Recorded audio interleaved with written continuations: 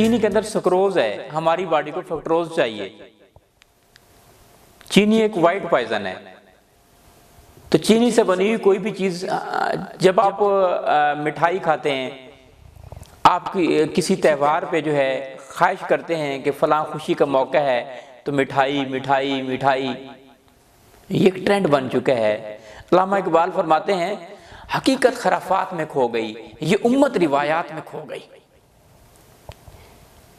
जो लोग चीनी की तरफ चले गए हैं, चीनी की बनी हुई, वो मोटे भी हैं, बीमारियां भी उनके अंदर बहुत ज्यादा हैं, क्योंकि चीनी सल्फर से बनती है। कुछ चीजों के साइड इफेक्ट बजरिया पोटी निकलते हैं, कुछ चीजों के साइड इफेक्ट बजरिया यूरेन निकलते हैं, कुछ चीजों के साइड इफेक्ट बजरिया अपना पसीना निकलते हैं, कुछ चीजों के साइड इफेक्ट बजरिया वॉमिटिंग निकलते हैं, लेकिन सल्फर हमारी बॉडी से नहीं निकलता। आहिस्ता आहिस्ता आहिस्ता आहिस्ता घुटनों में जमा होता रहता है, और सल्फर घुटनों में जमा होगा, जिस्म में जमा होगा तो 101 अमराज लाएगा, जैसे यूरिक एसिड, जैसे जॉइंट पेन,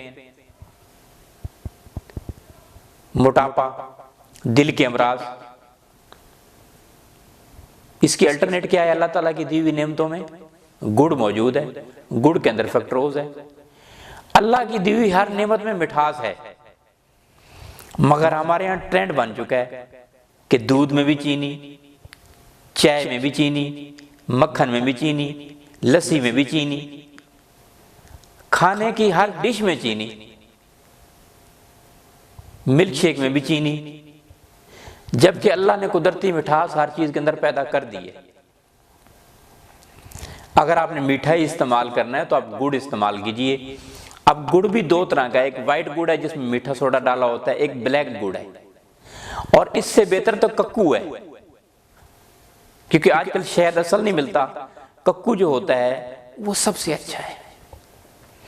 तो मेरी दरख्वास्त ये है, चीनी को छोड़ के आप गुड़ की तरफ आइए, आप कुदरती मिठास लीजिए, वो ज्यादा, गन्ने का रस इस्तेमाल कीजिए, गन्ना इस्तेमाल कीजिए, शक्कर इस्तेमाल कीजिए। अल्लामा इकबाल फरमाते हैं दिल से जो बात निकलती है असर रखती है, पर नहीं ताकत परवाज मगर रखती है।